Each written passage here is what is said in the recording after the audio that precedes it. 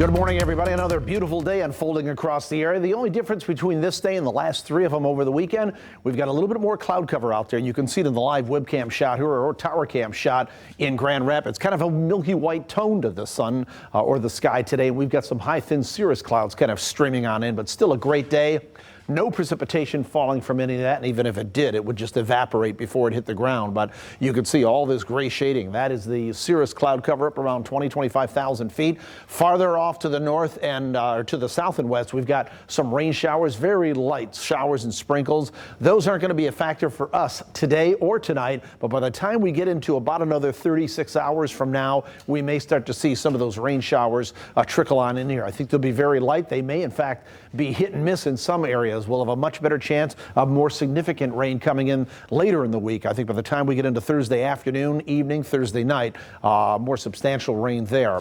58 degrees right now in Big Rapids, 54 in White Cloud. We have 62 in Fremont.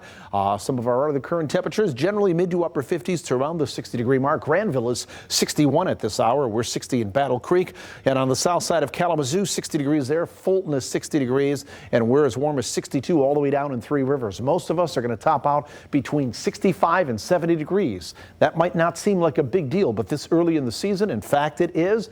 Normally, we'd be at about 47 for the high temperature, so we're going to be running about 20 degrees above normal. We're looking for a high of 67. We'll call it partly cloudy. That certainly is unseasonably warm, and with a south-southwest wind at about 10 to 20 miles per hour, it is going to be a little bit breezy. The other thing you folks need to know is if you're going to be doing any burning or light a campfire, please be very careful. We have a high fire threat out there right now. The vegetation is very dry, and it won't take much for the fire to get away from you, especially with the wind. So I would suggest, as a scientist, and knowing the situation and low relative humidities and a dry vegetation, don't burn at all. Wait until we can get into some wet weather through the next few days and wet the vegetation down. Then maybe do some burning as we get into this weekend and the beginning of next week. I think we'll be in a much safer position by that time. So as we look at our future track map here, this is at noon. You can see that gray shading on the map, that milky white kind of a tone to the sky that we have out there. And there's really not much going on. There's no precipitation we're expecting today or tonight.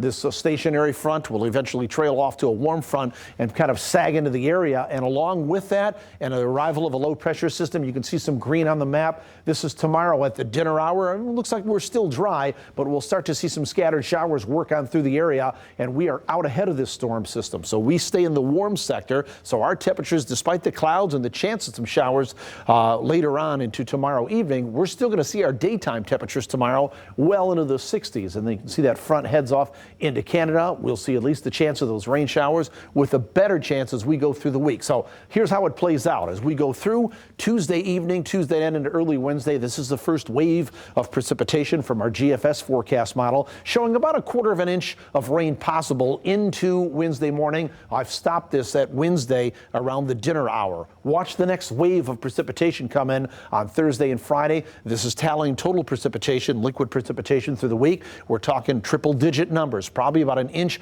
or two. So a decent soaking to alleviate our dryness out there. And the other thing is when we look at another computer forecast model, the dependable one, this is our European model. The first wave of precipitation, about a quarter of an inch to a third of an inch, especially from Grand Rapids off to the north and west through Wednesday. But watch what happens as we bring in that next wave of precipitation. This model also showing triple-digit numbers, about an inch or two of rain as we go through the entire week. So again, that will help to alleviate that dryness that we have out there. Our forecast for today then, partly cloudy skies, a bit on the breezy side, and that high fire threat out there. So watch out for that. 67 degrees for the high temperature. We're in the mid to upper 60s tomorrow. The whole front part of the day is dry. As a matter of fact, I think almost all of the daylight hours will be dry. But as we go into Tuesday evening, Tuesday night, and Wednesday morning, we may see a few rain showers across the area. I think they'll be scattered and light. And that goes into Wednesday, 63 for the high on Wednesday.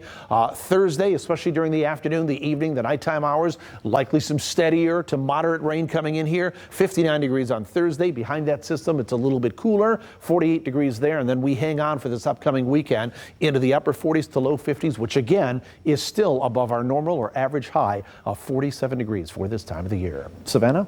Oh, we got a weather kid to talk about. That's right. My bad here. Fox 17 is looking for our next weather kid.